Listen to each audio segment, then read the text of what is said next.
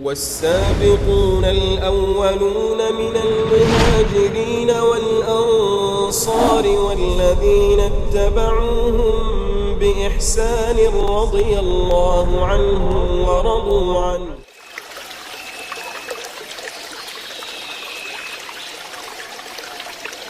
Bismillahirrahmanirrahim.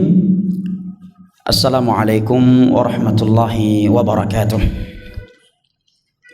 Alhamdulillah wassalatu wassalamu ala Rasulillah wa ala alihi wa sahbihi wa sallama tasliman katsira, amma ba'd. Puji dan syukur senantiasa kita panjatkan kehadirat Allah Jalla wa Ala yang telah berfirman, wa in ta'uddu ni'matallahi la tuhsuha innal insana lazalumun kafar. Dan kalaulah kalian ingin menghitung-hitung akan nikmat Allah atas kalian, la tuhsuha, niscaya kalian tidak akan mampu menghitungnya. Innal insana lazalumun kafar, sesungguhnya manusia itu pelaku kezaliman dan kekufuran.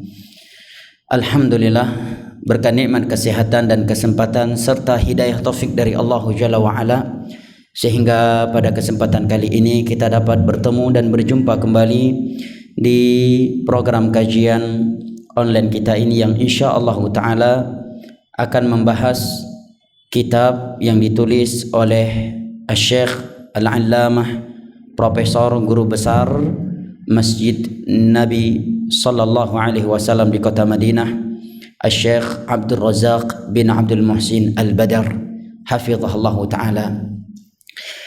Kitab yang menyebutkan di dalamnya asyru asaya lil wiqayah minal wabah, 10 wasiat agar kita terjaga dari wabah penyakit corona ataukah yang semisal dengannya.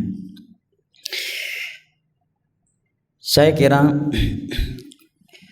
untuk menyingkat waktu, saya tidak lagi memberikan muqaddimah atau catatan-catatan sebelum masuk kepada kitab, karena insyaallah taala sebagaimana yang saya inginkan, insyaallah kitab ini kita selesaikan pada satu pertemuan hari ini sampai jam 11 atau 11.30 insyaallah taala.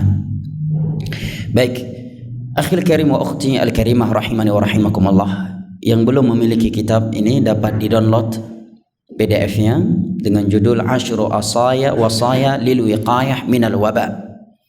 Bisa di-download ya, dan bagi teman-teman yang berada di grup saya Syekh Tafaqquh Fiddin, PDF-nya telah saya share ke grup ya, mungkin dapat di-download ya.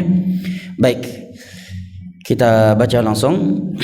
Kata penulis rahimahullahu taala, Bismillahirrahmanirrahim. Dengan nama Allah Jalla wa Ala yang Maha Penyayang lagi Maha Pengasih. Di awal kitab beliau ini, beliau memulai dengan basmalah. Ini merupakan iqtidaan bil Quran was sunnati an-nabawiyah ala sahibiha afdhalus salati wa taslim, wa iqtidaan bi sunanir rusul wal anbiya. Ini merupakan bentuk pengikutan terhadap metode Al-Quranul Karim dan sunnah Rasulullah sallallahu alaihi wasallam serta para nabi. Karena Al-Quranul Karim diawali dengan basmalah. Nabi sallallahu alaihi wasallam mengawali surat-surat dakwahnya kepada para raja dunia dengan basmalah. Dan demikian pula para nabi sebelumnya, seperti surat Nabi Sulaiman alaihi salam ke Ratu Saba juga diawali dengan basmalah. Di dalam sebuah hadis yang diriwayatkan oleh Al-Imam Al-Bukhari dari Abdullah bin Abbas radhiyallahu anhuma, beliau menyebutkan bahwa Nabi sallallahu alaihi wasallam mengawali suratnya, surat dakwahnya, surat dakwah beliau ke Raja Herakl Azimur Rum, Raja Romawi, beliau awali dengan Bismillahirrahmanirrahim. Di dalam surat An-Naml, Allah Jalla wa Ala menyebutkan ketika Ratu Saba mendapatkan surat seruan untuk mengikuti dakwah yang dibawa oleh Nabi Sulaiman alaihi salam, maka Allah sebutkan innahu min Sulaiman wa innahu bismillahirrahmanirrahim Sesungguhnya solat tersebut dari Sulaiman, dan sesungguhnya solat tersebut dengan nama Allah yang Maha Penyayang lagi Maha Pengasih.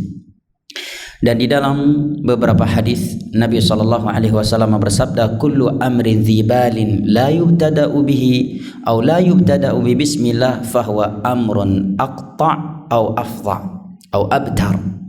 Setiap perkara yang mulia tetapi tidak diawali dengan nama Allah, maka putus berkahnya. Hadis ini secara sanadnya adalah hadis yang dhaif. Bahkan Syekh Albani menyatakan wala taghtar biman hassanah. Jangan engkau tertipu dengan orang yang menghasankan sanad hadis ini.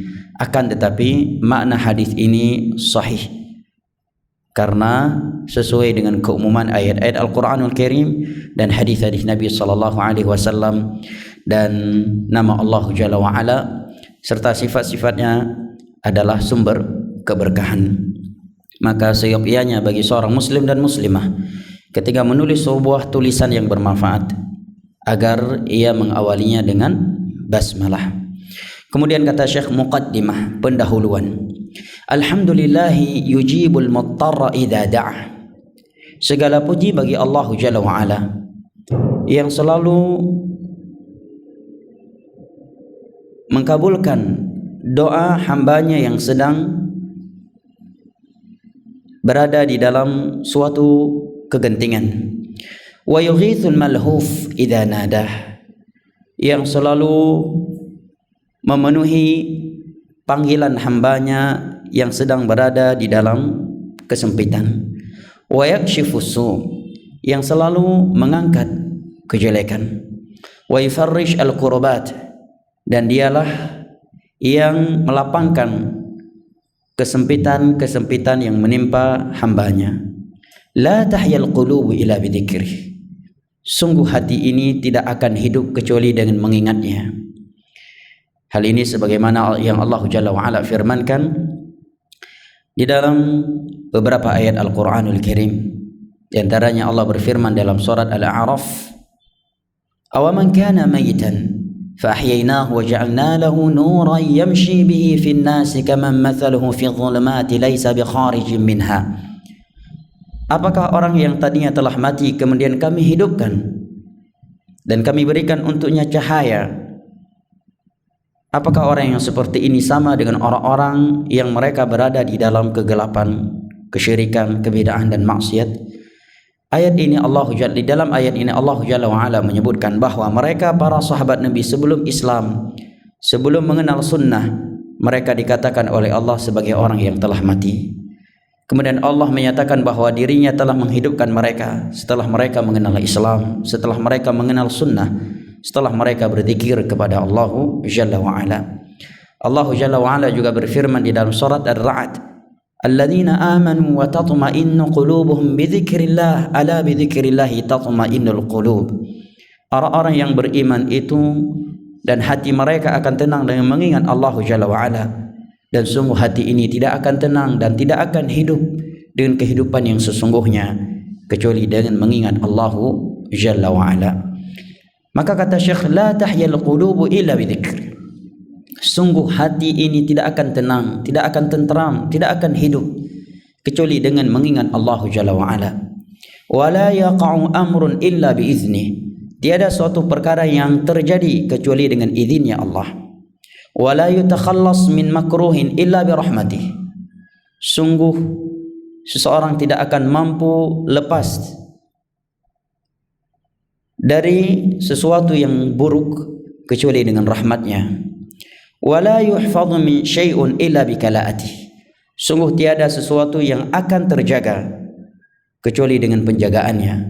Wala yudraku ma'mulun illa bitaysirih. Sungguh suatu cita-cita, suatu angan-angan tidak akan diraih kecuali jika Allah Jalla wa'ala telah memudahkannya. Wala tunalu sa'adatun illa bi ta'atih. Dan sungguh kebahagiaan itu tidak akan pernah diraih kecuali dengan melakukan ketaatan kepadanya. Allah Jalla wa'ala berfirman di dalam surat Al-Ahzab, wa man yuti'illaha wa rasulahu faqad faza fawzan 'azima. Dan barang siapa yang senantiasa bertakwa, yang senantiasa taat kepada Allah dan Rasulnya, maka sungguh ialah orang yang telah memperoleh kesuksesan yang sesungguhnya. Kemudian kata Syekh, wa asyhadu an la ilaha illallah wahdahu la syarika lahu rabbul alamin wa ilahul awwalin wal akhirin wa qayyumus samawati wal ardhin. Aku bersaksi bahwa tiada sesembahan yang berhak diibadahi kecuali Allah. Dialah semata yang berhak diibadahi, tiada sekutu baginya. Dialah yang mengatur alam semesta ini. Dialah sesembahan orang-orang terdahulu dan orang-orang yang datang belakangan. Dan dialah yang telah menciptakan, mengatur langit-langit dan bumi-bumi. Wa asyhadu anna Muhammadan abduhu wa rasuluh. Dan aku bersaksi bahwa Muhammad adalah hamba dan utusannya. Al-mab'uts bil kitabil mubin, yang diutus membawa kitab yang nyata hukum-hukumnya, jelas petunjuk yang ada di dalamnya. Wasiratil qawim, dan yang membawa, menyuruh, menuntun umat manusia ini kepada jalan yang lurus. Sallallahu wasallam alaih, salawat Allah dan salamnya kepadanya. Wa ala alihi wa sahbihi ajma'in, kepada keluarga dan sahabat-sahabatnya semuanya. Dalam muqaddimah ini dapat kita simpulkan Syekh rahimahullahu ta'ala wa hafizah memuji Allah Jalla wa Ala dengan menyebutkan beberapa sifat atau perbuatan Allah Jalla wa Ala, bahwa Allah Jalla wa Ala akan senantiasa mengkabulkan doa hambanya yang sedang terjepit, akan selalu menolong hambanya yang sedang berada di dalam kesusahan tatkala memanggilnya, yang akan mengangkat keburukan dari hambanya, yang akan memberikan kelapangan kepada hamba yang sedang berada di dalam kesempitan, yang dengannya hati ini akan hidup dan tentram. Tiada suatu perkara yang akan terjadi kecuali dengan izinnya. Tiada yang mampu selamat dari suatu kejelekan kecuali dengan rahmatnya. Tiada sesuatu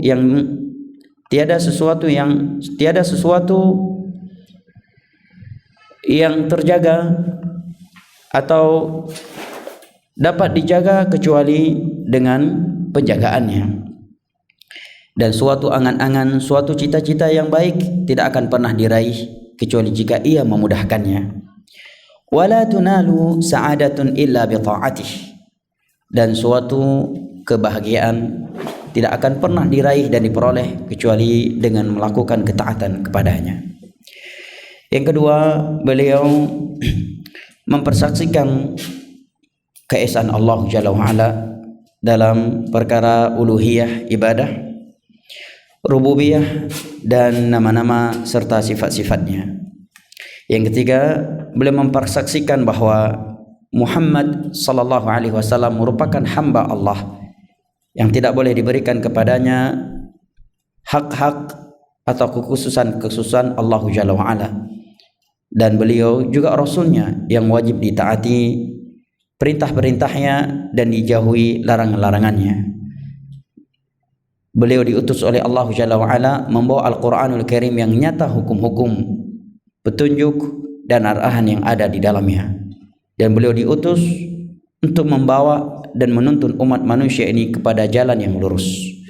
Ini beberapa intisari dalam muqaddimah Syekh di awal kitab ini. Kemudian kata Syekh, amma ba'd, fahadhihi wasaya nafi'atun udzakiru biha bimunasabati makhawifin nasi fi hadhil ayyam min al-waba'il musamma corona. Berikut ini beberapa wasiat yang bermanfaat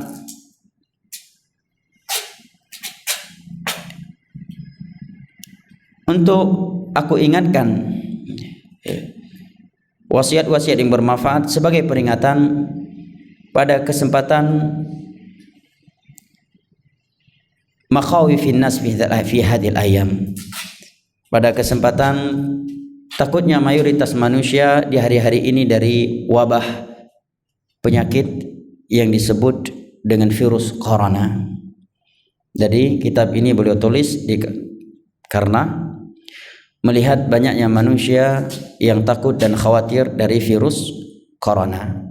Maka beliau pun menulis beberapa wasiat ini untuk mengingatkan kaum muslimin terkait wabah penyakit corona atau yang semisal dengannya. Dan sebagaimana yang sebagian besar kita atau bahkan mungkin hampir semua kita, sebagaimana yang kita baca atau kita lihat di beberapa video tentang virus corona ini, sungguh mengerikan dan menakutkan, di mana sebagian orang yang terinfeksi atau terkena virus corona ini ada yang sedang berdiri tiba-tiba jatuh mati. Ini bahasa kita. Kenapa saya katakan demikian? Karena sesungguhnya tidak ada orang yang matinya tiba-tiba, ya kan? Karena semua jadwal kematian itu telah dijadwalkan oleh Allah semenjak 50.000 tahun sebelum Allah menciptakan langit dan bumi. Hanya saja bahasa kita saja, dia tiba-tiba mati, sedang duduk tiba-tiba mati, sedang berdiri tiba-tiba mati, ya. Ini bahasa kita saja, bahasa Indonesia. Adapun secara takdir jadwal, tidak ada yang mati tiba-tiba tanpa jadwal sebelumnya. Karena semua kematian di dunia ini, saya dan jamaah sekalian, sudah dijadwal oleh Allah Jalla wa'ala semenjak 50.000 tahun sebelum Allah Jalla wa'ala menciptakan langit dan dunia, menciptakan alam semesta ini. Baik karena corona, insiden lalu lintas, jatuhnya pesawat, ataukah sebab-sebab yang lainnya, semuanya itu telah dijadwalkan dan itulah ditulis oleh Allah di dalam Lauhul Mahfuz semenjak 50.000 tahun sebelum Allah menciptakan langit dan bumi. Tapi memang karena zaman sekarang zaman digital, ya, jadi begitu kita lihat virus corona di video-video atau tulisan-tulisan yang ada, memang sangat mengerikan dan menakutkan. Sebenarnya dalam sejarah dunia ini sudah ada sebelumnya virus-virus yang tak kalah mengerikan atau bahkan lebih mengerikan lagi, dan beberapa virus dan wabah tersebut sudah pernah terjadi di masa Umar bin Khattab radhiyallahu an, yang disebut dengan ta'un al-ghamus. Ta'un al-ghamus, virus wabah penyakit yang disebut dengan ghamus, wabah virus ghamus. Sekian kaum muslimin meninggal dunia karena virus ghamus tersebut. Di antara mereka adalah ulama sahabat Nabi yang bernama Muadz bin Jabal. Beliau dan keluarga beliau meninggal dunia karena virus ta'un ghamus ini yang menimpa penduduk Syam saat itu. Dan itu terjadi di masa Khalifah Umar bin Khattab radhiyallahu an. Hanya saja tak tervideokan, ya ta'un ghamus yang terjadi di masa Umar. Kalau sempat ada yang mendokumentasikannya, maka tentunya itu lebih mengerikan daripada virus corona.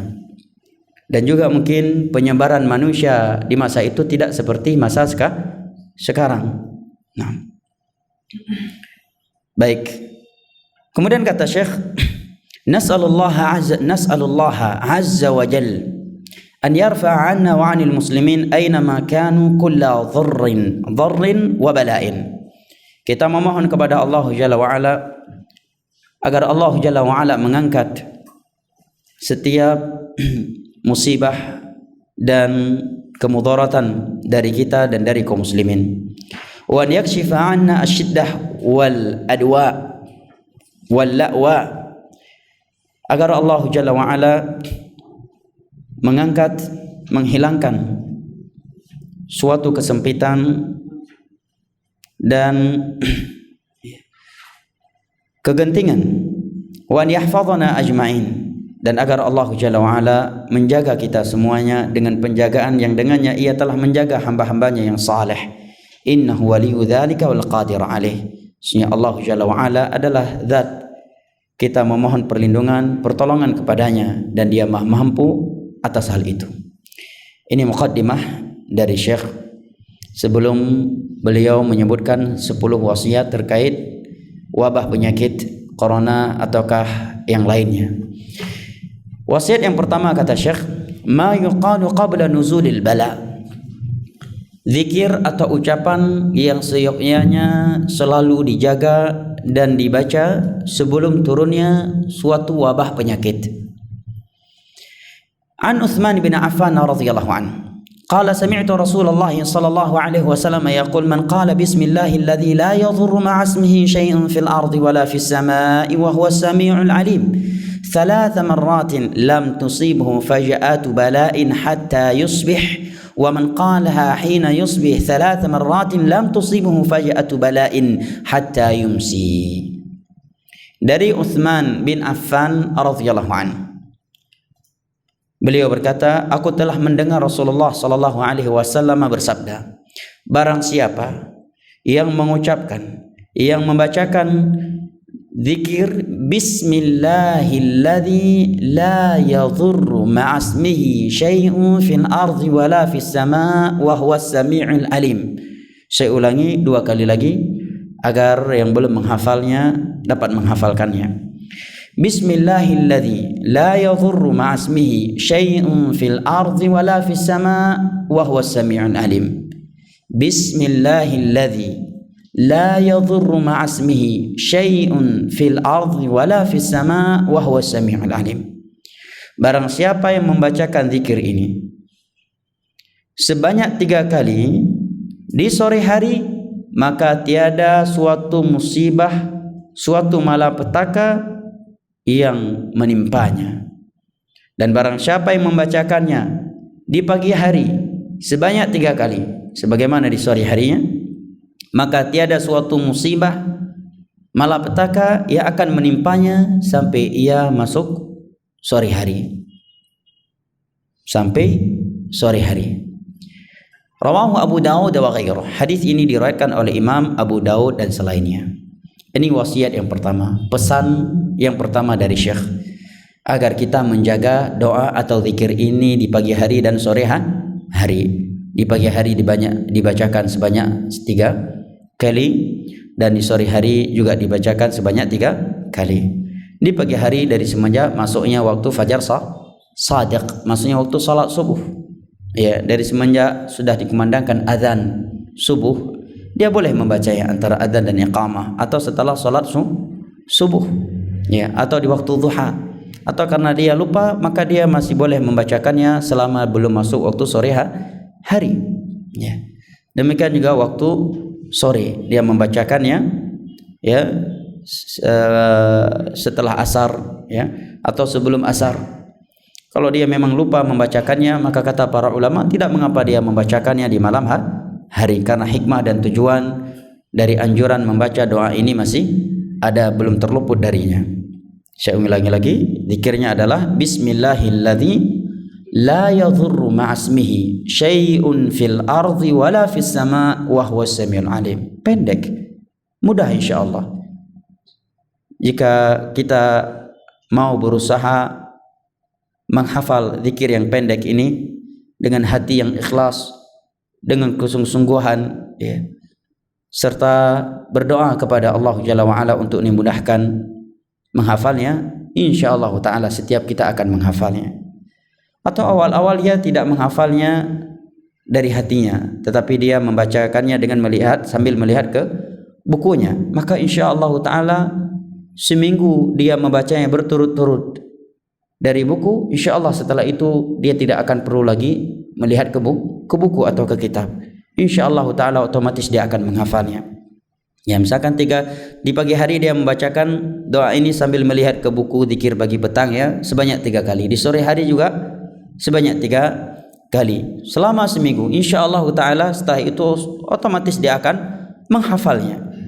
Sekalipun tidak ada buku pegangan di tangannya, insyaallah taala dia akan mampu membacakannya. Bismillahilladzi la yadhurru ma'asmihi syai'un fil ardi wala fis sama' wa huwas sami'ul alim. Dengan nama Allah yang tiada sesuatu yang dapat membahayakan bersama namanya di bumi dan di langit, dan dia maha mendengar lagi maha mengetahui. Tiada sesuatu yang dapat membahayakan dengan nama Allah Jalla wa Ala, baik yang di bumi ataupun yang di langit, dan dia maha mendengar lagi maha mengetahui. 3 kali di pagi hari dan 3 kali di sore hari. Saya ulangi sekali lagi, bismillahilladzi la yadhurru ma'asmihi syai'un fil ardi wala fis sama' wa huwas sami'un alim. Baik, wasiat yang kedua adalah al-ikthar min qawli la ilaha illa anta subhanak inni kuntu minadh zalimin. Banyak-banyak membaca, sering-sering membaca ucapan la ilaha illa anta subhanak inni kuntu minadh zalimin. Ini wasiat yang kedua, agar kita sering dan memperbanyak membaca zikir ini. La ilaha illa anta subhanak inni kuntu minadh zalimin. Tiada sesembahan yang berhak diibadahi kecuali Engkau ya Allah. Maha suci Engkau dari segala kejelekan, dari segala kekurangan. Sesungguhnya aku adalah hamba-Mu yang banyak melakukan kezaliman. Apa dalil yang menerangkan kepada kita anjuran memperbanyak membaca zikir yang agung ini? Dalil yang pertama adalah firman Allah Jalla wa Ala dalam surat Al-Anbiya ayat ke-88. Di sana Allah menyebutkan dengan firman-Nya, wa dhannuni idh dhahaba mughadiban fadhanna an lan naqdir alayhi fanada fi adh-dhulumati an la ilaha illa anta subhanak inni kuntu minadh zalimin fastajabna lahu wa najaynahu minal gham wa kadzalika nunjil mu'minin. Dan ingatlah Nabi Yunus alaihi salam tatkala dia pergi dalam keadaan marah. Dia yakin bahwa kami tidak akan menyempitkan kondisinya. Maka dia pun memanggil Allah Jalla wa Ala dalam kegelapan yang amat parah. Kegelapan apa?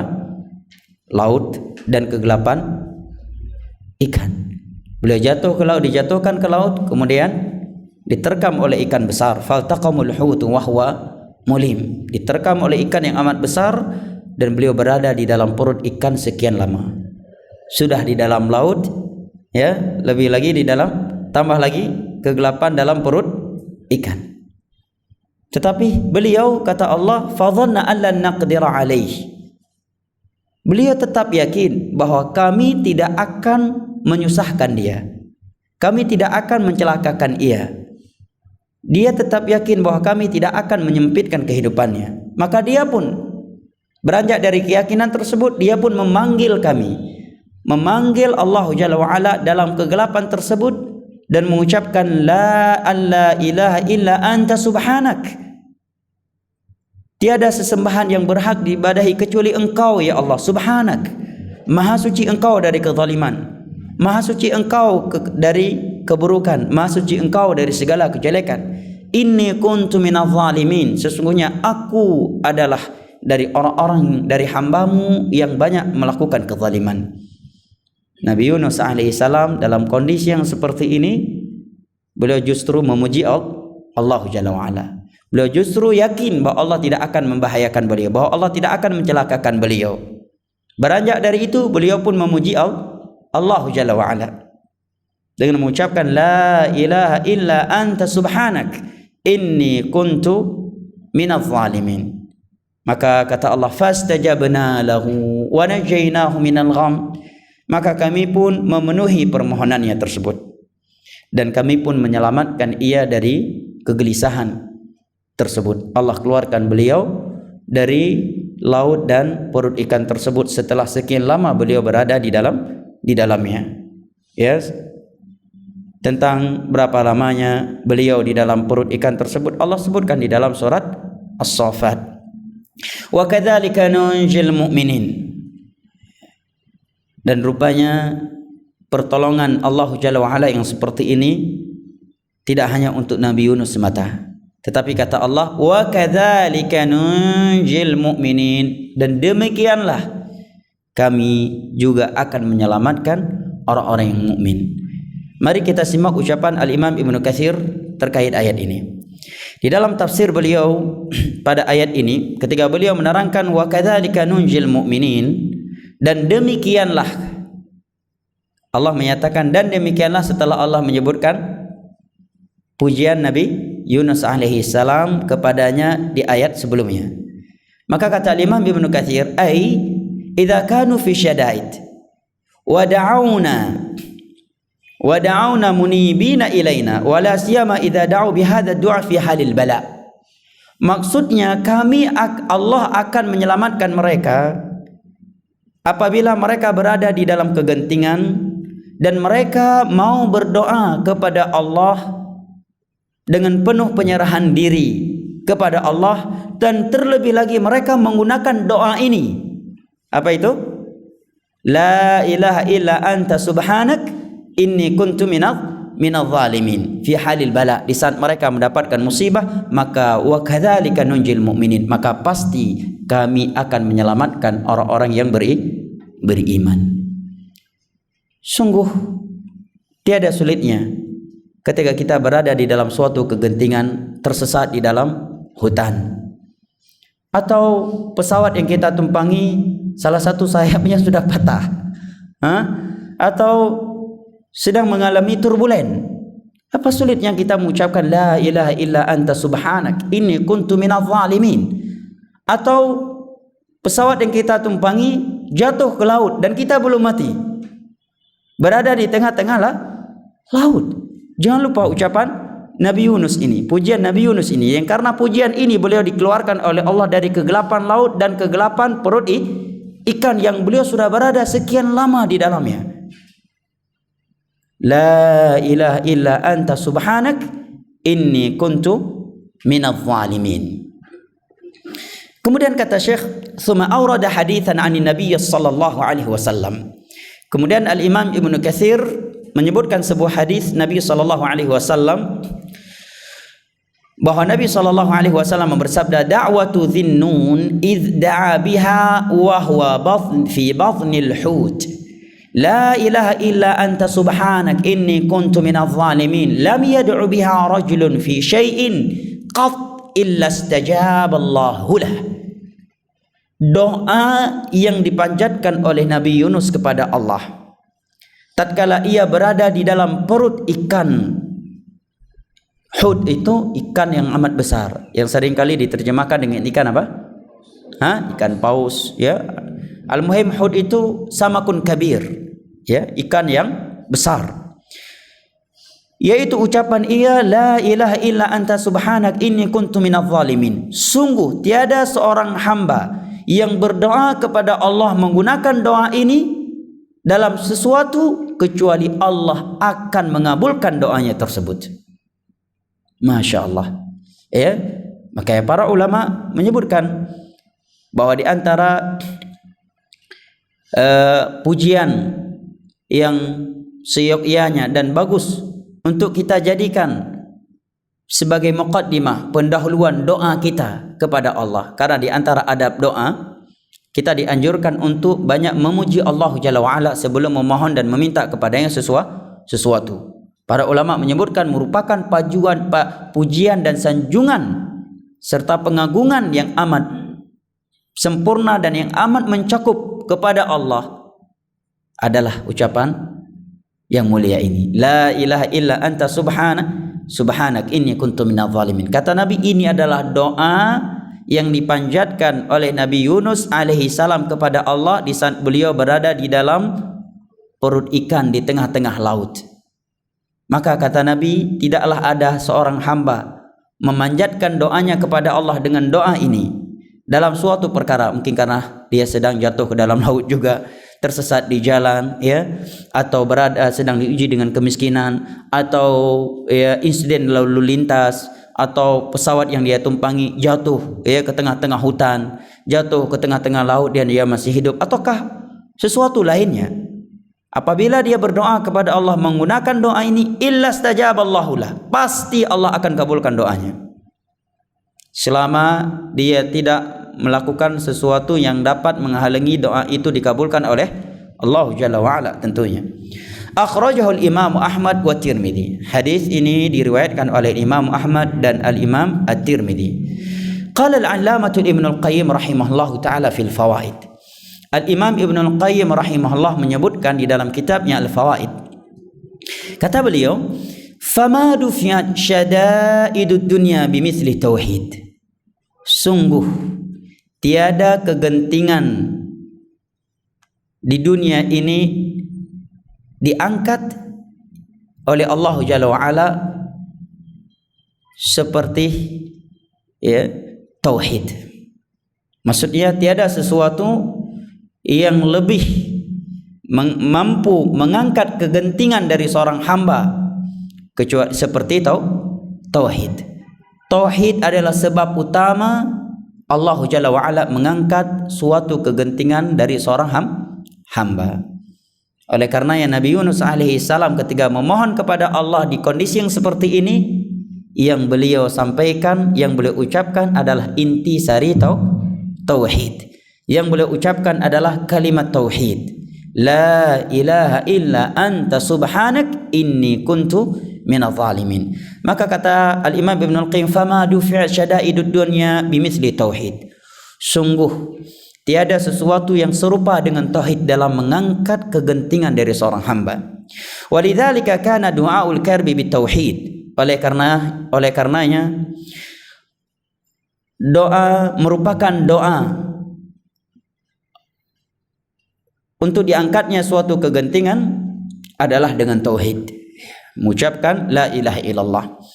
Wa da'watu dhinnun allati ma da'a biha makrubun illa farajallahu karbahu bitauhid.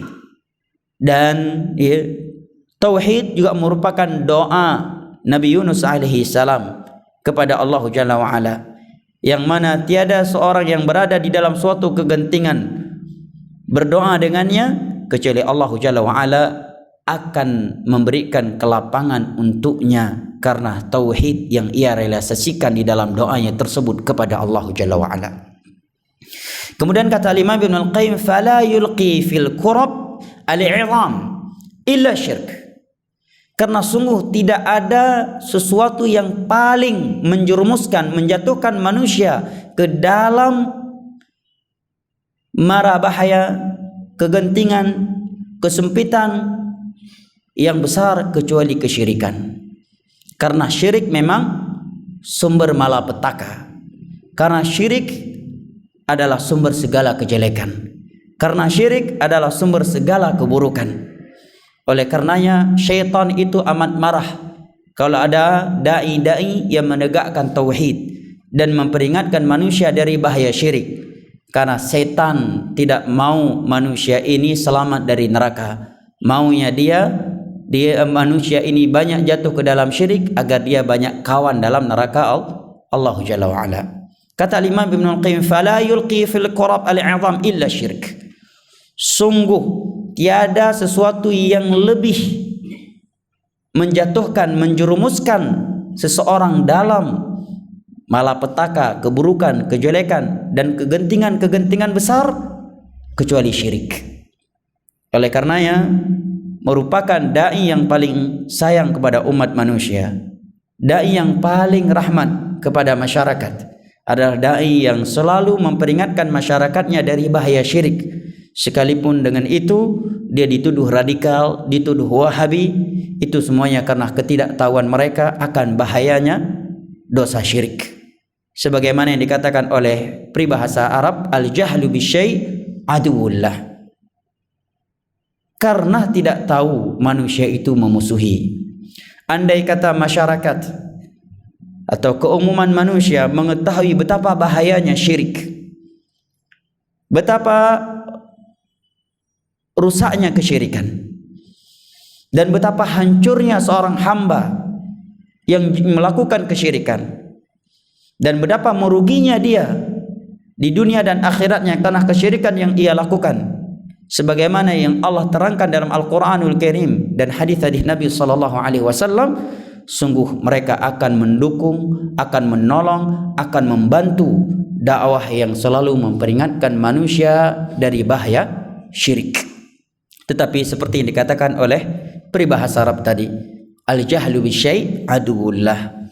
Manusia ini memusuhi sesuatu karena mereka tidak tahu. Nah, wala yunji minha illa tauhid, dan tiada sesuatu yang dapat menyelamatkan seseorang dari mara bahaya, dari kegentingan dan keburukan-keburukan besar kecuali tauhid, kecuali dengan mengesahkan Allah Jalla wa'ala dalam perkara rububiyahnya, mengesahkan Allah Jalla wa'ala dalam perkara uluhiyahnya, ibadah, maka dia tidak menyembelih kecuali untuk Allah, dia tidak menazar kecuali karena Allah, dia tidak berdoa meminta sesuatu yang tidak ada yang mampu melakukannya kecuali Allah, kecuali dia memintanya hanya kepada Allah. Dia tidak akan meminta kepada orang-orang yang telah mati, dia tidak akan mendatangi kuburan-kuburan untuk memohon kepada mereka agar mereka memohon kepada Allah, karena hatinya yang bersih dengan tauhid kepada Allah Jalla wa'ala, dan mengesahkan Allah Jalla wa'ala dalam nama-namanya yang maha indah dan sifat-sifat yang maha tinggi. Maka kata Imam Ibnul Qayyim,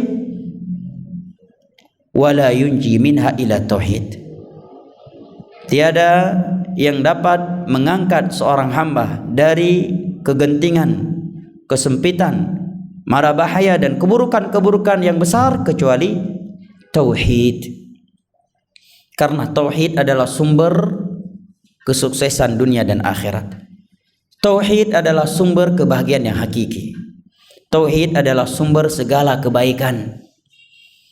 Oleh karenanya, intisari dakwah mereka para nabi dan para rasul adalah tauhid, mengajak manusia untuk mentauhidkan Allah dan memperingatkan mereka dari bahaya syirik. 13 tahun Nabi kita SAW berdakwah di Mekah, tidak langsung mengharamkan khamar, tidak langsung mengharamkan riba, tetapi beliau fokus mengajak manusia kepada tauhid dan memperingatkan mereka dari bahaya syirik.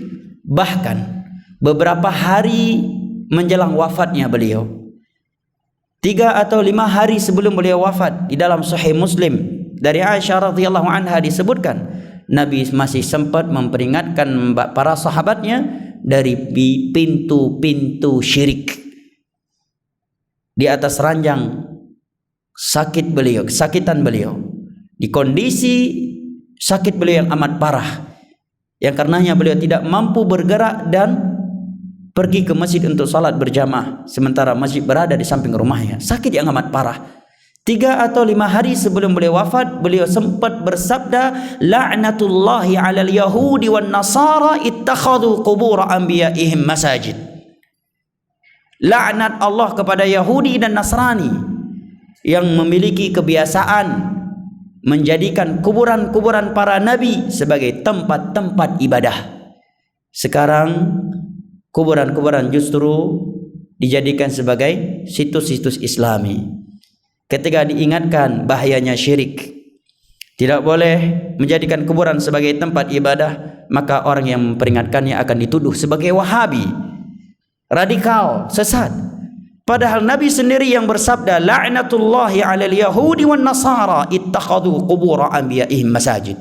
Laknat Allah kepada kaum Yahudi dan Nasara yang menjadikan kuburan para nabi mereka sebagai tempat ibadah.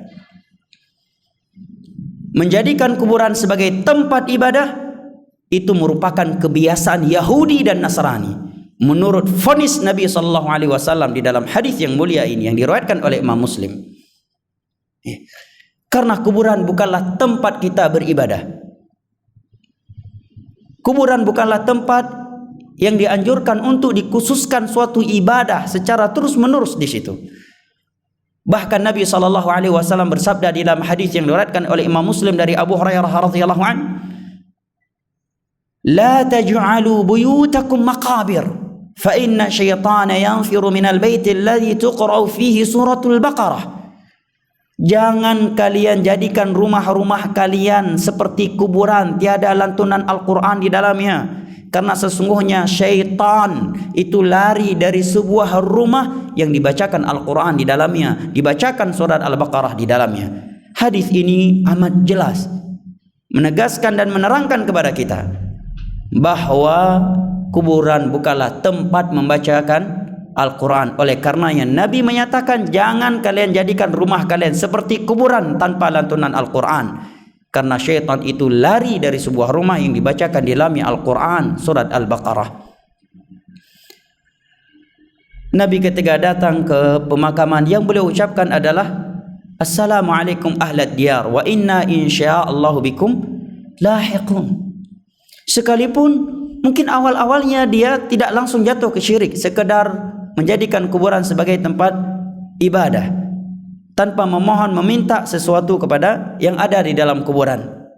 Tapi dengan dia mengkhususkan suatu ibadah di kuburan, itu sudah merupakan budaya Yahudi dan Nasrani yang dilarang oleh Nabi, yang Nabi vonis 3 hari atau 5 hari sebelum beliau wafat di dalam hadis di atas tadi. Apalagi kalau sudah menganggap anjuran beribadah secara khusus di kuburan, maka dengan itu dia telah jatuh ke dalam bid'ah, mengada-adakan suatu ritual ibadah tanpa dalil dari Al-Quranul Karim dan hadis-hadis Nabi SAW dengan pemahaman para sahabat Nabi. Lebih parah lagi kalau dia menganggap berdoa atau beribadah di samping kuburan akan lebih berkah. Ini akan menjerumuskan seorang ke dalam syirik kecil, dan lebih buruk dari itu menjadikan orang yang berada di dalam kuburan sebagai perantara antara dia dengan Allah di dalam berdoa atau ibadah, yang itu merupakan syiriknya Abu Lahab CS yang Allah sebutkan dalam surat Yunus dan surat Az-Zumar di ayat ketiga. Mereka menyatakan ma na'buduhum illa liyuqarribuna ilallahi zulfa. Kami tidak menyembah mereka, wahai Muhammad. Kami tidak meminta rezeki kepada mereka, kami tidak berdoa kepada mereka, tetapi datang kami ke tempat-tempat yang keramat ini agar mereka, orang-orang saleh ini yang memiliki tempat keramat ini, mendekatkan diri kami kepada Allah. Dengan itu Nabi memvonis mereka telah melakukan kesyirikan. Maka kata Imam Ibnu Qayyim, fala yulqi fil qurabil 'idham illa syirk. Sungguh tiada sesuatu yang lebih membahayakan, yang lebih menjerumuskan, menjatuhkan seorang hamba ke dalam malapetaka, kegentingan, keburukan dan kejelekan-kejelekan yang amat besar kecuali syirik. Syirik adalah sumber kehancuran, kerusakan dan kerugian dunia dan akhirat. Wala yunji minha illa tauhid. Dan tiada sesuatu yang dapat membahagiakan, menyelamatkan seseorang dari berbagai malapetaka, keburukan dan kejelekan-kejelekan besar kecuali tauhid. Fahuwa mafza'ul khaliqah wa malja'uha wa hisnaha wa ghiyathuha. Tauhid yang akan menjaga manusia, tauhid yang akan melindungi manusia dan yang akan membentengi mereka dari malapetaka yang akan menimpa mereka di dunia atau di akhirat kelak dari neraka Allahu Jalla wa Ala. Wabillahi taufiq. Ini ucapan Al-Imam Ibnul Qayyim di dalam kitabnya Al-Fawaid, dan juga di atas ucapan Al-Imam Ibnu Katsir rahimahullahu taala.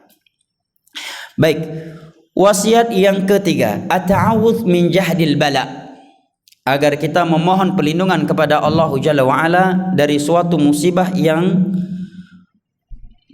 memberatkan kita dan kita tidak mampu memikulnya, yang dengannya kita akan terjumus ke dalam maksiat dan kehancuran.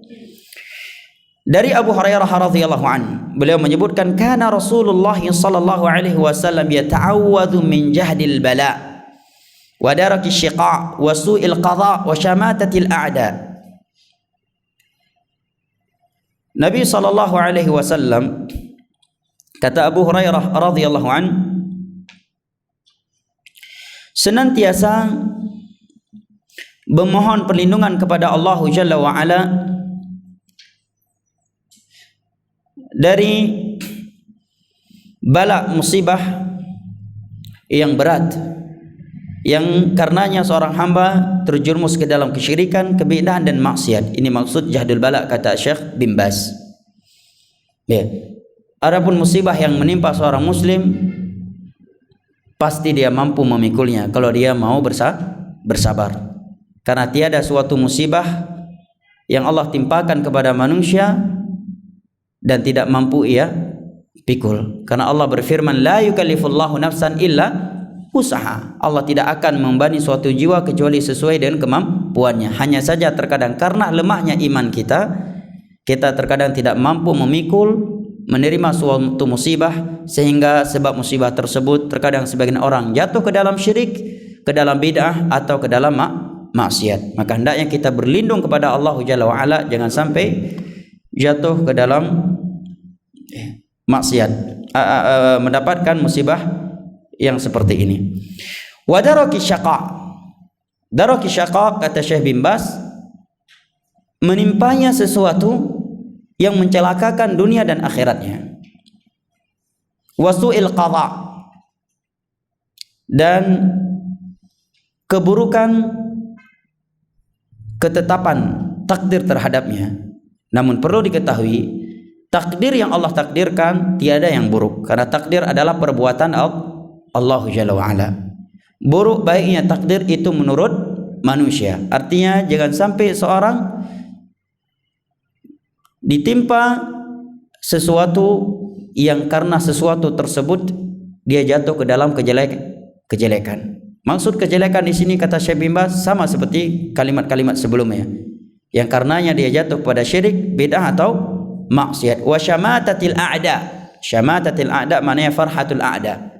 Dan jangan sampai dia tertimpa suatu perkara yang membuat musuh bahagia dan senang serta gembira atasnya. Nabi berlindung kepada Allah dari hal ini. Oleh karenanya Abu Hurairah radhiyallahu anhu juga menyebutkan dari Nabi sallallahu alaihi wasallam, sebagaimana yang diriwayatkan oleh Al-Imam Al-Bukhari pula, Nabi bersabda, ta'awwadhu billah min jahdil bala wa daraki syiqa wa su'il qadha wa syamatatil a'da. Hendaknya kalian memohon perlindungan kepada Allah dari musibah yang bisa menyebabkan kalian jatuh kepada syirik, jatuh kepada bid'ah atau maksiat. Hendaknya kalian berlindung kepada Allah dari sesuatu yang dapat mencelakakan kalian, dan hendaknya kalian berlindung kepada Allah Jalla wa'ala dari buruknya suatu ketetapan.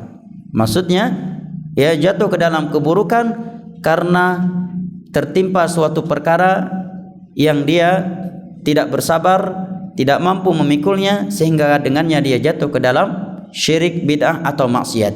Wa syamatatil a'da, dan hendaknya kalian memohon perlindungan kepada Allah agar tidak tertimpa suatu perkara yang dengannya musuh akan bahagia dan gembira. Maka cara berdoanya kalau kita sendiri berarti apa? Allahumma inni a'udzubika min jahdil bala wa daraki syaqa wa su'il qadha wa syamatatil a'da. Allahumma inni a'udzubika min jahdil bala wa daraki syaqa wa su'il qadha wa syamatatil a'da. Wasiat yang keempat adalah al-muhafadzah ala du'ail khurujil manzil minal manzil, agar kita selalu menjaga doa keluar dari rumah. Dari Anas bin Malik radhiyallahu anhu bahwa Nabi sallallahu alaihi wasallam bersabda, "Idza kharaja ar-rajul min baitihi," apabila seorang keluar dari rumahnya, kemudian membacakan bismillah tawakkaltu 'ala Allah la haula wala quwwata illa billah. Pendek kan? Bismillah tawakkaltu 'ala Allah la haula wala quwwata illa billah. Apabila dia membacakan doa ini di saat dia keluar dari rumahnya, maka kata Nabi dikatakan untuknya hudita wa kufita wa waqita. Para malaikat berkata untuknya, kamu telah diberikan petunjuk, kamu telah dicukupkan, dan kamu telah dijaga. Fatanaha lahu syaitan, dan syaitan akan menyingkir dari dia. Fayaqulu lahu syaitanun akhar, dan syaitan fatanaha lahu syayatin, maka tatkala syaitan datang mendekatinya, maka syaitan yang lain akan berkata kepada syaitan yang mulai mendekatinya tersebut, kaifa laka bi rajulin qad hudiya wa kufiya wa uqiya, bagaimana mungkin kalian mampu mengganggu dia sementara ia telah diberikan petunjuk, telah diberikan kecukupan, dan telah diberikan penjagaan dari Allah. Ini ucapan syaitan kepada CS-nya yang akan mengganggu, yang mulai mendekat kepada seorang hamba yang telah membacakan bismillah tawakkaltu 'ala Allah la haula wala quwwata illa billah ketika dia keluar dari rumahnya. Masya Allah. Apa susahnya kita ketika keluar dari rumah mengucapkan doa yang seperti ini? Mari kita biasakan. Maka kalau sudah menjadi kebiasaan, insya Allah ta'ala kita akan mudah menjaganya, dan insyaallah taala tidak akan terluput darinya. Nah, wasiat yang kelima adalah su'alullahil afiyah inda sabahi wal masa, agar kita memohon keselamatan dunia dan akhirat kepada Allah di waktu pagi dan di sore hari. Dari Abdullah bin Umar radhiyallahu anhuma, beliau menyatakan, lam yakun Rasulullah sallallahu alaihi wasallam lam yada' haula'i da'awat hina yusbih hina yumsi.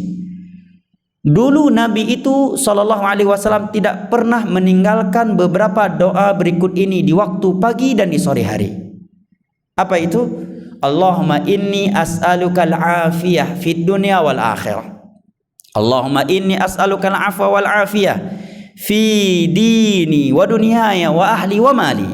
Allahumma astur awrati wa amin rawati. Allahumma ihfazni min baini yadayya wa min khalfi wa an yamini wa an shimali wa min fawqi wa a'udzu bi'azamatika an uqtala min tahti. Ya Allah, aku memohon kepadamu keselamatan dunia dan akhirat. Ya Allah, aku memohon kepadamu pemaafan darimu. Wal afiyah, aku juga memohon kepadamu keselamatan terhadap agamaku dan duniaku, keluarga dan hartaku.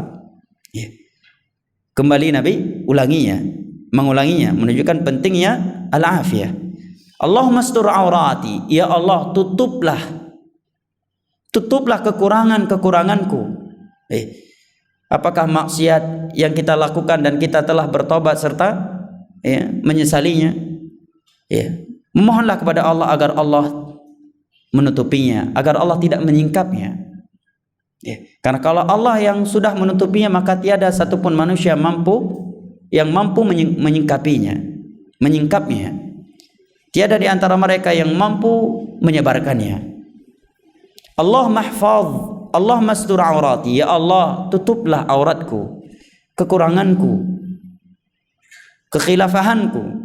Wa amin rawati, ya Allah, berikanlah keamanan, ketentraman di hatiku, agar aku tidak terpuruk dengan rasa takut.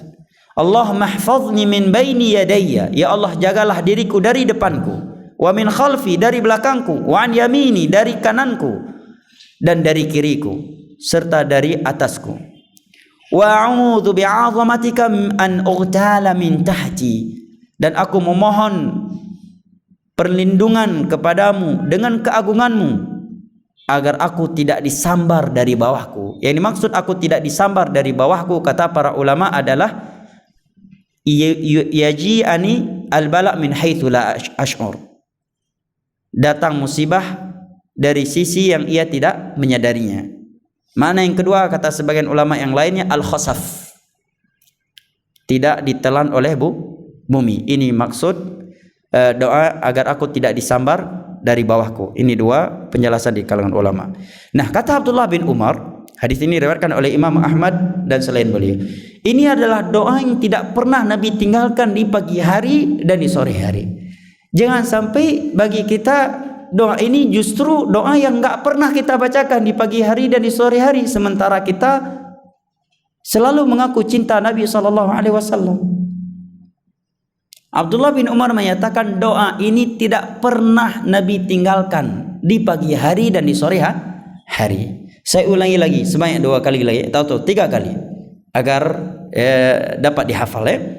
Allahumma inni as'aluka al-afiyah fid dunya wal akhirah. Allahumma inni as'aluka al-afwa wal afiyah fi dini wa dunyaya wa ahli wa mali.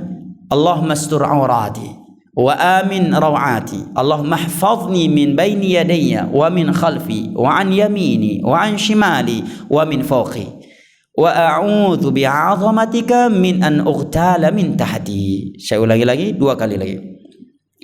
Allahumma inni as'aluka al-afiyah fid dunya wal akhirah. Allahumma inni as'aluka al-afwa wal afiyah fi dini wa dunyaya wa ahli wa mali.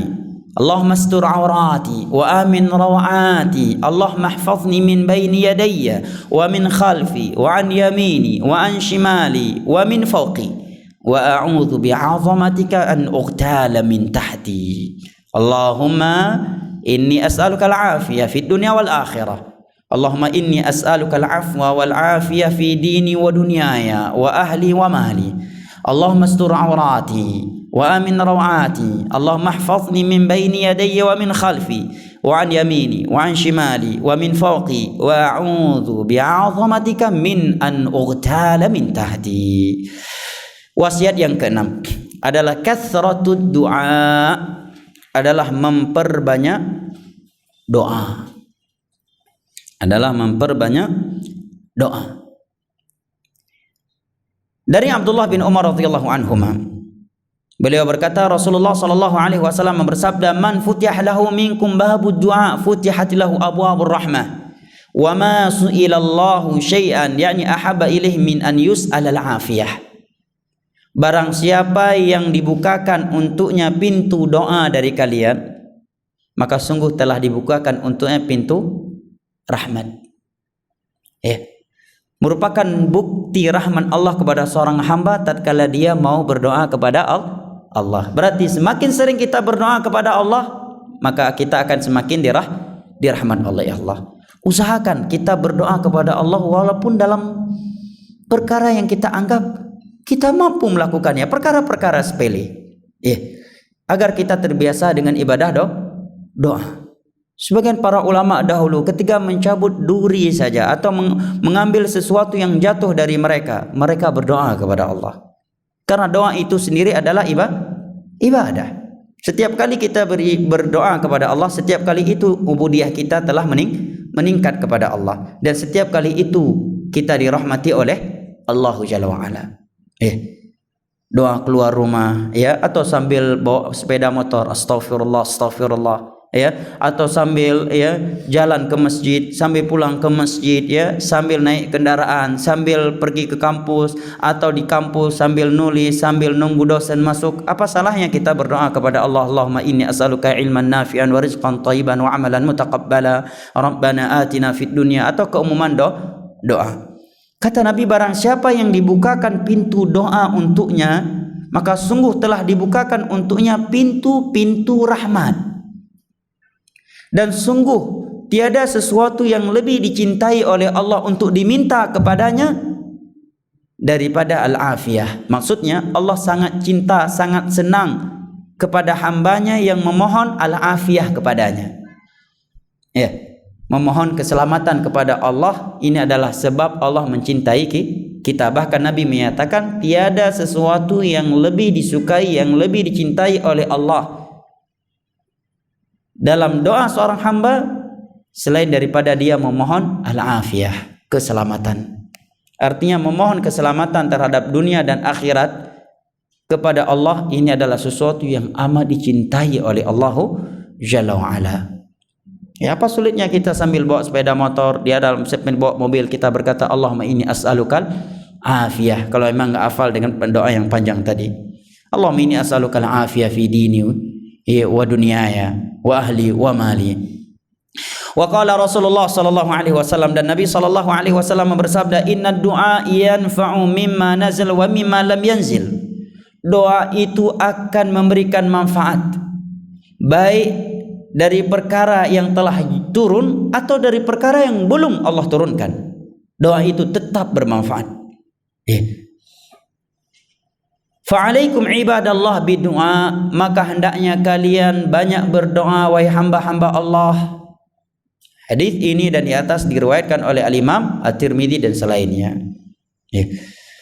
Dikatakan oleh imam atau sahabat yang mulia Abu Darda radhiyallahu anhu,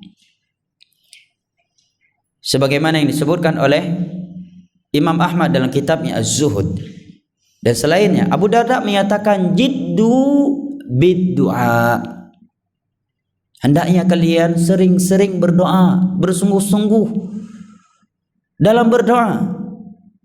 Fa inna man aktsara qara'al bab yushiku an yuftahlah,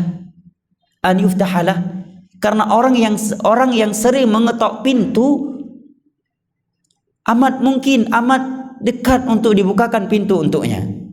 Maksudnya apa? Semakin sering kita berdoa kepada Allah, maka akan semakin sering Allah kabulkan permohonan kita.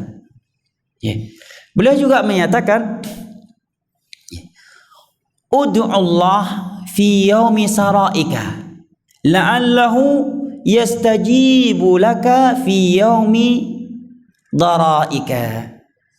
Tetaplah engkau berdoa kepada Allah di hari senangmu, di hari kebahagiaanmu, agar Allah Jalla wa'ala mengabulkan permohonan engkau tersebut di suatu hari yang engkau sedang berada di dalam kesempitan, kesusahan. Kita seringkali kan lupa berdoa kepada Allah kalau sedang senang, ya kan?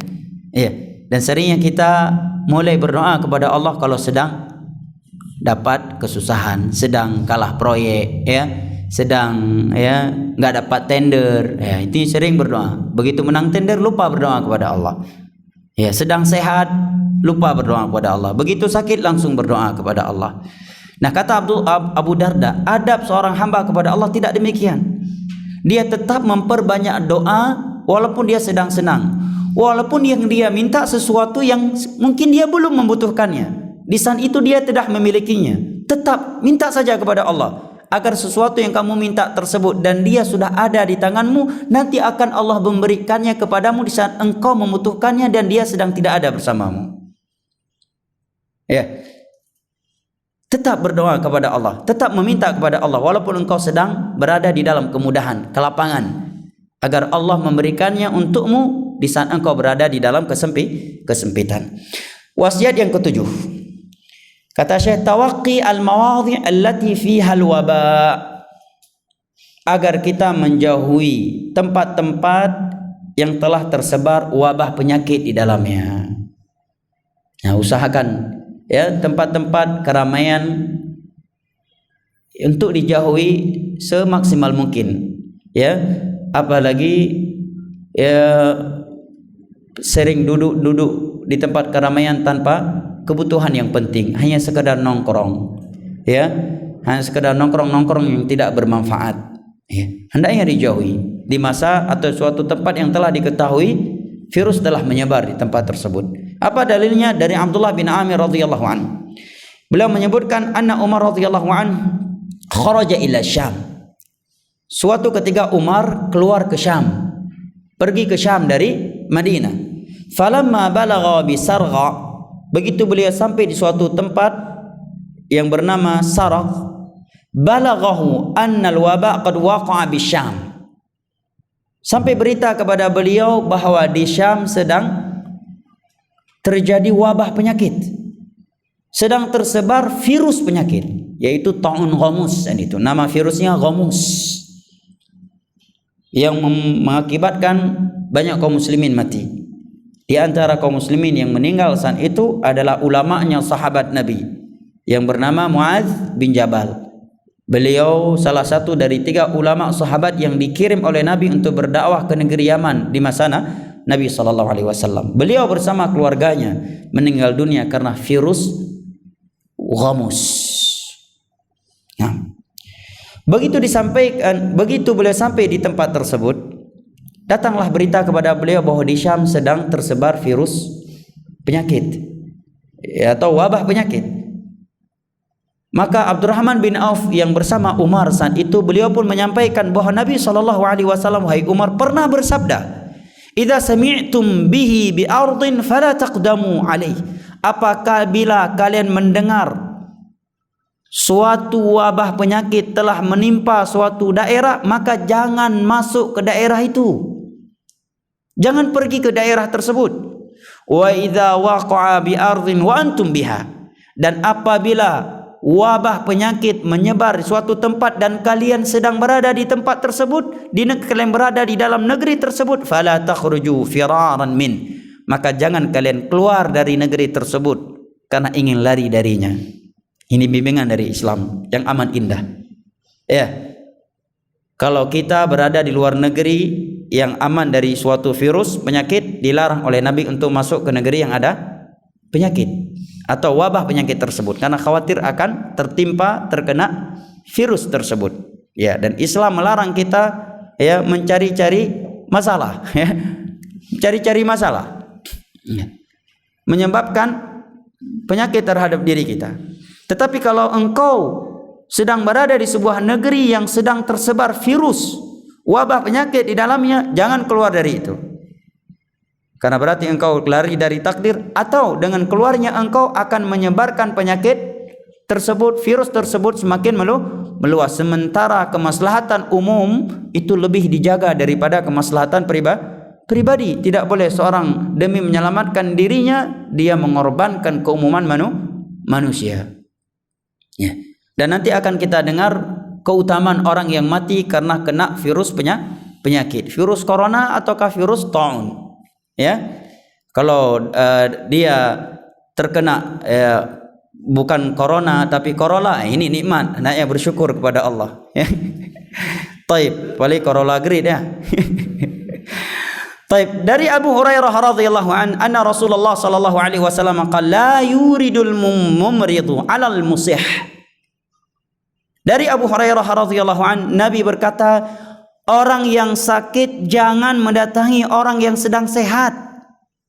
Hadis ini diriwayatkan, dua hadis ini diriwayatkan oleh Bukhari dan Muslim. Anjuran dari Nabi kepada orang yang sedang sakit agar tidak mendatangi orang yang sedang sehat. Namun perlu diketahui dalam hal ini, yang ini merupakan perbedaan antara akidah Islam dengan akidah di luar Islam. Bahwa merupakan akidah Islam tidak ada penyakit yang menular dengan sendirinya dalam Islam. Iya. Berkeyakinan ada suatu penyakit yang menular dengan sendirinya tanpa izin Allah. Iya. Dia ini kena karena penyakit si fulan tanpa mengembalikannya kepada Allah. Ini adalah akidah orang jahiliyah yang telah diperangi oleh Rasulullah. Dalam hadis yang diriwayatkan oleh Imam Muslim dari Abu Hurairah radhiyallahu anhu, Nabi bersabda, la adwa wala tiyarata wala safar wala hammah wala ghawla wala naw'a. Tidak ada penyakit yang menular dengan sendirinya tanpa izin dari Allah. Tidak boleh beranggapan sial dengan burung hantu. Seperti sebagian orang beranggapan sial dengan burung hantu. Apabila ada burung hantu singgah di rumahnya, maka dia langsung gelisah, khawatir akan ada orang yang mati di rumah ini nanti. Khawatir akan ada musibah besar. Wala safar, tidak boleh beranggapan sial dengan bulan Safar. Bahwa belin tafa belin suum bek kam kawin bak belinyo karena nyo belin tafa nyo belin suum bek ne dengar nyan i penget ne. Nyan akidah kaum musyrikin, nyan akidah jahiliyah. Na belun suum, na belun hanaga, bek nem kawin belun nyo. Karena nyo belun hanaga, so yang pegahnya walaupun malim datat, bek na dengar. Nyan akidah jahiliyah, nyan mitos jahiliyah yang telah diluruskan oleh Rasulullah sallallahu alaihi wasallam. Beranggapan ada bulan baik, ada bulan tidak baik.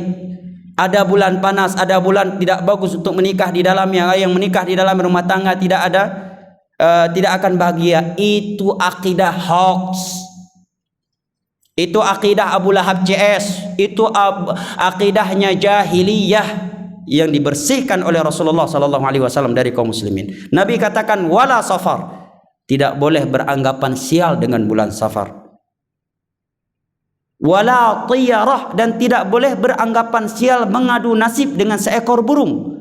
Orang jahiliyah dahulu ketika ingin safar, maka mereka melepaskan seekor burung terlebih dahulu. Apabila burung yang mereka lepaskan tersebut terbang ke arah kanan, maka mereka beranggapan ini safar yang baik, bagus, kita teruskan. Tapi kalau burung yang mereka lepaskan tersebut terbang ke arah kiri, maka mereka langsung beranggapan sial. Atau makna yang kedua kata para ulama, beranggapan sial mengadu nasib dengan suara burung. Seperti sebagian orang beranggapan sial dengan suara burung elang di saat turun hujan rintik-rintik. Miona klung imusu tengah turun hujan bacut, nya berarti akan orang mati penempatnya. Nyan akidah Abu Lahab, nyan akidah jahiliyah. Baik ni dengar, so yang pegahnya walaupun pegahnya orang malim, baik ni dengar, nyan hoax, nyan akidah jahiliyah. Itu akidah jahiliyah, itu mitos, itu khurafat. Nabi katakan wala tiyarah, tidak boleh beranggapan sial dengan seekor burung. Syahidnya di awal hadis Nabi menyatakan la adwa, tidak ada penyakit yang menular dengan sendirinya. Karena kalau dikatakan ada penyakit yang menular, baik kalau misalkan kita ambil dari Z ya, si Z kena penyakit karena si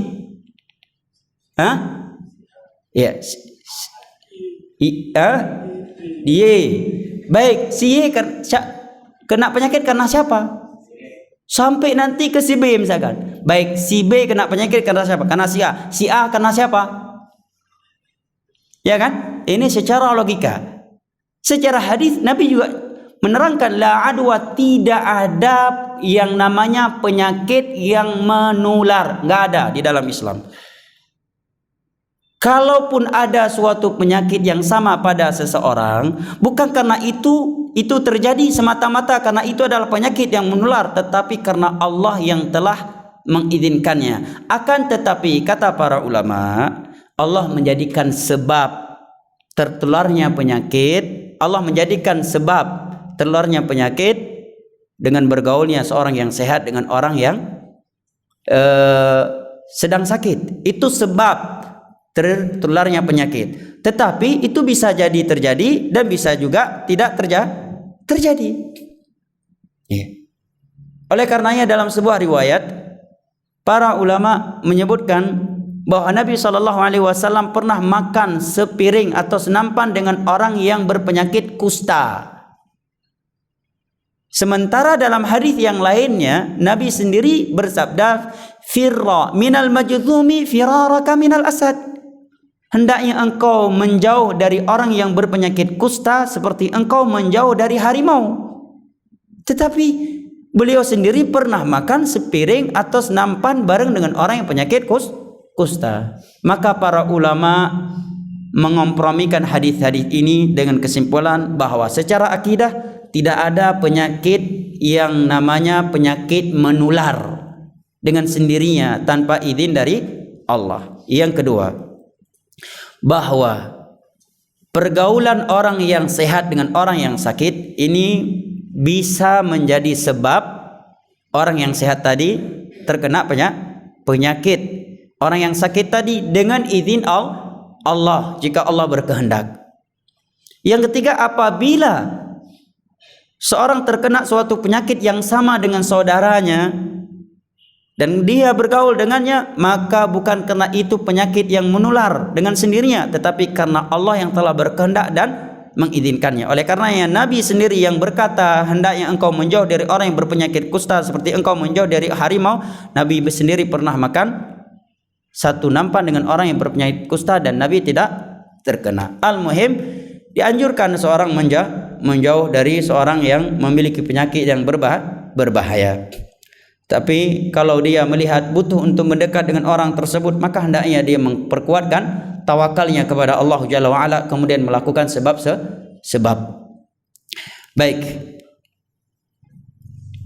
Wasiat yang ke-8.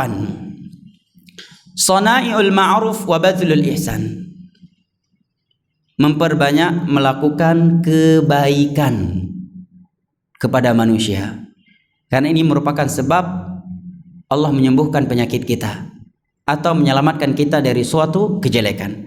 Dari Anas bin Malik radhiyallahu an, beliau berkata, qala Rasulullah sallallahu alaihi wasallam, Rasulullah sallallahu alaihi wasallam bersabda, sana'iul ma'rufi taqi masari'as su. Perbuatan yang baik akan mencegah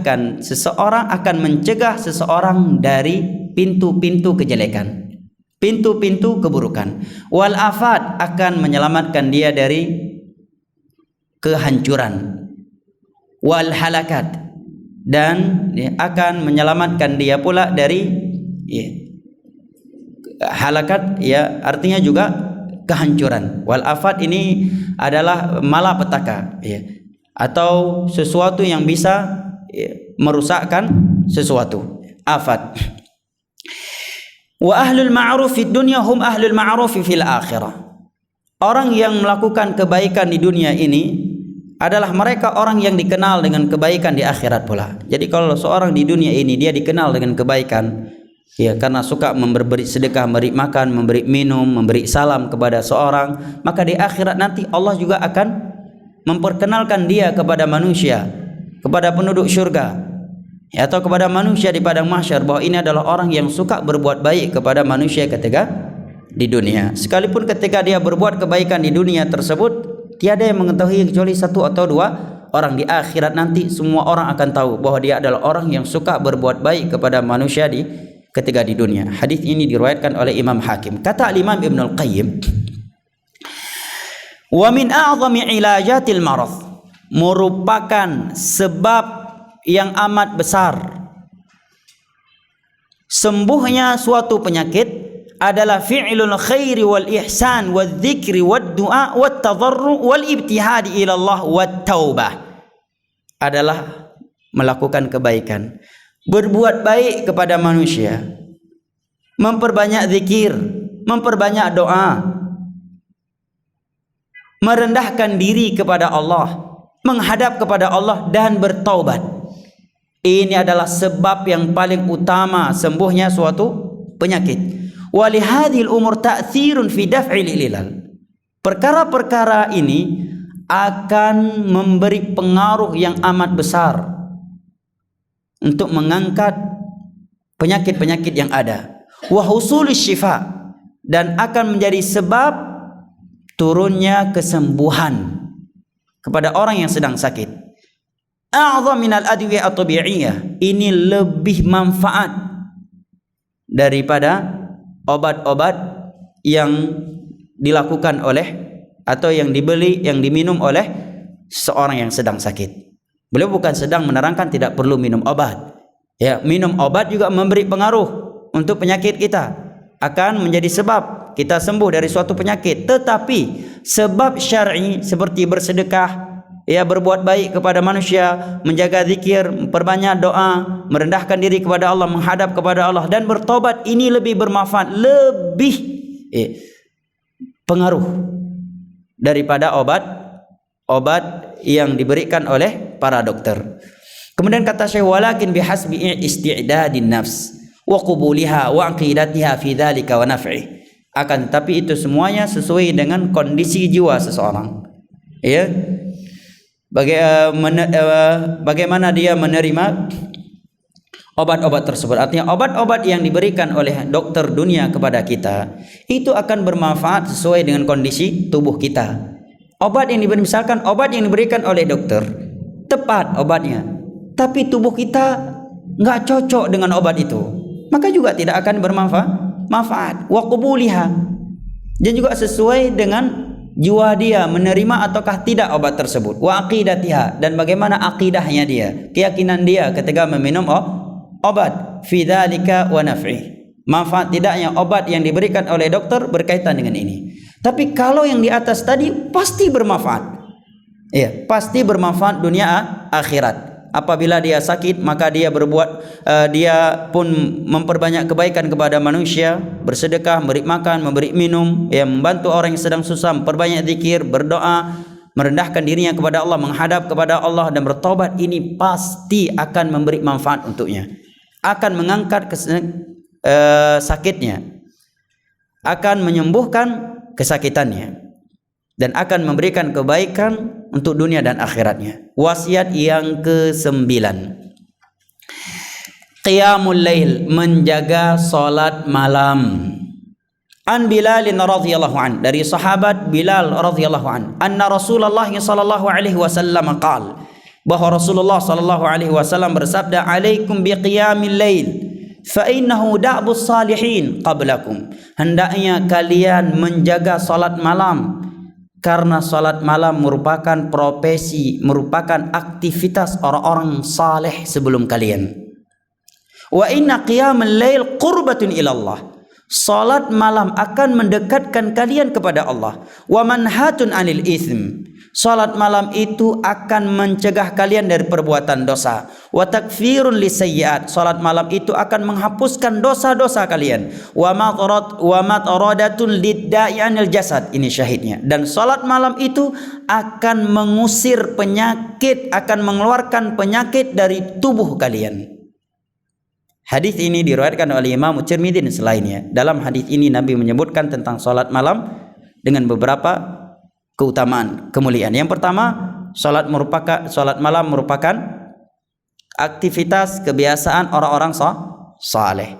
Maka jangan kita menganggap diri kita saleh kalau kita tidak menjaga salat malam. Kalau kita bukan orang yang menjaga salat malam, berarti kita bukan orang saleh. Karena simbol orang saleh adalah menjaga salat malam. Salat malam itu baik sebelum tidur maupun setelah bangun dari tidur sepertiga akhir malam. Dari semenjak dia melakukan salat, selesai melakukan salat isya sampai waktu salat subuh, ini adalah waktu salat malam. Dan yang paling afdalnya adalah di sepertiga akhir malam. Yang kedua, kata Nabi, salat malam akan mendekatkan kalian kepada Allah. Yang ketiga, salat malam akan mencegah kalian dari dosa. Dan ini kita sadari, tidaklah kita bermudah-mudahan dengan dosa dan mudah jatuh ke dalamnya di siang hari, melainkan karena di malam hari kita tidak menjaga salat tahajud. Dan tidaklah kita menjaga salat malam, salat tahajud, salat witir di malam hari, melainkan di siang hari kita semangat beribadah kepada Allah dan terjauhkan dari maksiat. Yang keempat, Nabi sebutkan bahwa salat malam itu akan menghapuskan dosa. Ya, maksudnya ini adalah dosa-dosa kecil, karena dosa-dosa besar dalam hadis-hadis lainnya Nabi menyebutkan harus adanya taubat. Yang kelima, dan ini syahid untuk pembahasan kita, bahwa salat malam menjadi sebab kalian hidup sehat. Keluarnya penyakit dari tubuh kalian. Masya Allah. Luar biasa keutamaan salat malam. Wasiat yang ke-10 dan ini yang terakhir.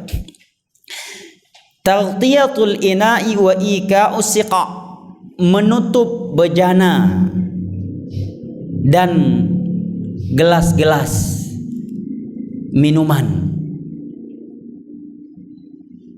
Dari Jabir bin Abdullah radhiyallahu anhu, beliau berkata, sami'tu Rasulullah sallallahu alaihi wasallam yaqul, aku telah mendengar Rasulullah sallallahu alaihi wasallam bersabda, ghattu al-ina, tutuplah bejana-bejana kalian. Maksudnya ina di sini bejana yang digunakan untuk menyimpan makanan atau minuman, ya, atau air. Wa auku as-siqa, tutuplah siqa. Siqa itu di masa itu adalah tempat minum yang terbuat dari kulit yang telah disucikan, ya. Kemudian ada tutupnya, ya. Apa bahasa orang kita Aceh? Lagi ciregen mana? Ya? Ciri. Ciri, betul. Ciri, ya. Tutupi mulutnya. Tutup ia. Kemudian kata Nabi, perhatikan, fa inna fis sanah lailatan yanzilu fiha wabah. Karena dalam setiap tahun ada satu malam, di malam itu wabah penyakit turun. Jadi wabah penyakit virus itu jangan dikira cuma turun baru kemarin di Wuhan. Dalam setiap tahun kata Nabi ada satu malam, di malam tersebut wabah virus penyakit itu turun. Jadi nggak usah kita sibuk mengkaji siapa yang menciptakan corona ini. Ada yang bilang menciptakannya Amerika. Memang kejahatan Amerika sesuatu yang sudah tidak tersamarkan lagi. Tapi mengkaji corona ini diciptakan oleh Eropa ini sesuatu yang tidak bermanfaat bagi seorang mukmin. Lepas dari itu Nabi menyatakan dalam satu tahun ada satu malam, di malam itu virus turun. Virus penyakit, wabah penyakit turun. La yamurru bina'in laisa alaihi ghita' aw siqa laisa alaihi wika'un illa nazala fihi min dzalikal wabah.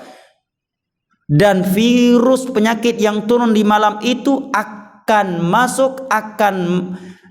mampir di setiap bejana atau gelas yang tidak tertutup.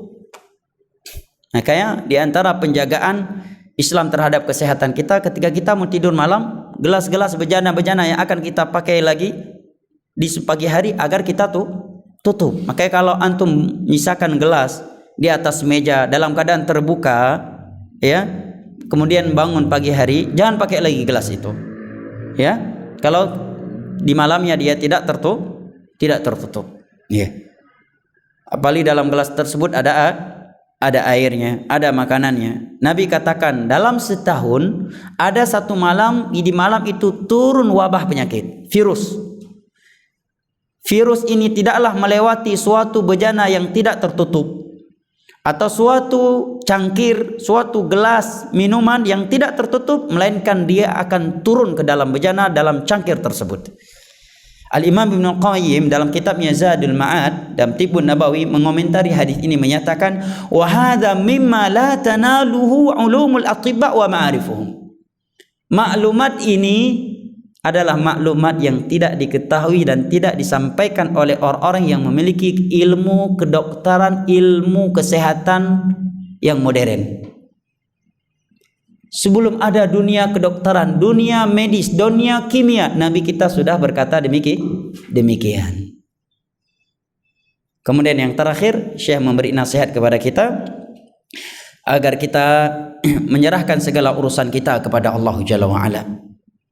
Karena terkadang ketika seorang melihat video-video yang menerangkan betapa ngerinya virus corona itu dan yang semisal dengannya, terkadang sampai membuat seorang nggak bisa tidur siang, ya, nggak bisa tidur malam, ya, nggak berani berpergian untuk suatu kebutuhan yang mengharuskan dia pergi. Maka kata Syekh, ya, saya tutupi dengan sebuah nasihat agar seorang muslim menyerahkan segala urusannya kepada Allah, rajian fadlah, mengharapkan keutamaannya, ya, menginginkan pemberiannya, selalu bertawakal kepadanya karena seluruh perkara berada di tangannya dan berada di dalam pengaturannya.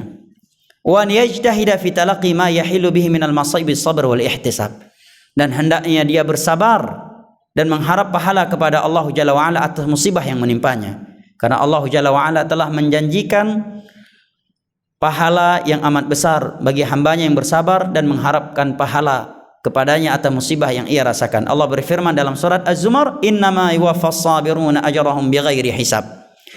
Orang-orang yang bersabar akan diberikan pahala tanpa batas. Az-Zumar ayat 10. Dalam hadis yang diriwayatkan oleh Imam Al-Bukhari, Aisyah radhiyallahu anha pernah bertanya kepada Nabi tentang taun. Taun ini wabah penyakit yang mematikan dan menyebar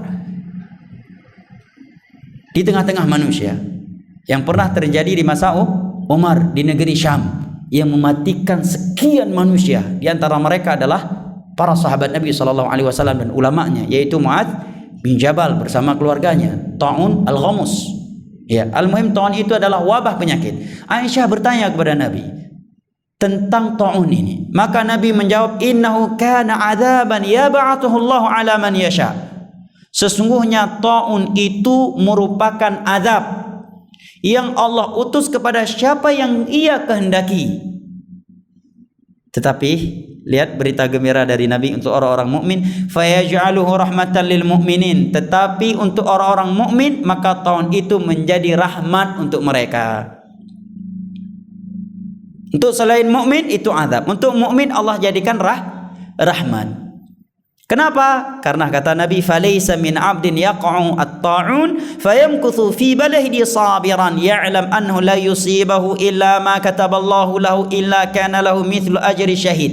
Karena tidaklah ada seorang yang terkena virus penyakit ini, ta'un atau yang semisal dengannya corona, lantas dia tetap sabar di negerinya tersebut dengan penuh keyakinan bahwa tiada sesuatu yang menimpanya kecuali sesuatu itu telah ditulis oleh Allah atasnya, melainkan dia akan mendapatkan pahala orang yang mati syahid. Ini berita gembira. Saudara-saudaraku, apabila Anda terinfeksi virus corona dan semisal dengannya dan divonis bahwa Anda tidak akan bisa disembuhkan lagi, bergembiralah dengan berita dari Nabi ini. Tidaklah seorang terkena penyakit ta'un, virus, suatu penyakit, kemudian dia bersabar di negeri tersebut. Misalkan Anda berada di sebuah negeri sekarang di Wuhan, mungkin tidak bisa dijemput lagi, sudah diisolasi, nggak bisa keluar lagi dari Wuhan atau yang semisal dengannya. Nabi menyatakan tidaklah seorang terjebak, terkena, tertimpa penyakit ta'un, wabah suatu virus, wabah penyakit, lantas dia tetap tinggal di negerinya tersebut dengan sabar dan penuh keyakinan bahwa tiada sesuatu yang menimpanya kecuali sesuatu yang telah ditulis oleh Allah, melainkan Allah akan berikan untuknya pahala syahid. Hadis diriwayatkan oleh Imam Al-Bukhari dan Muslim. Ini beberapa wasiat dari penulis rahimahullahu taala wa hafizah terkait virus corona dan yang semisal dengannya. Saya kira sampai di sini, lebih dan kurangnya saya mohon maaf. Wabillahi taufiq wal hidayah wa sallallahu ala nabiyyina Muhammad wa ala alihi wa sahbihi wasallam wa akhiru da'wana anil hamdulillahi rabbil alamin. Subhanakallahumma wa bihamdik asyhadu an la ilaha illa anta astaghfiruka wa atubu ilaik. Wassalamu alaikum warahmatullahi wabarakatuh.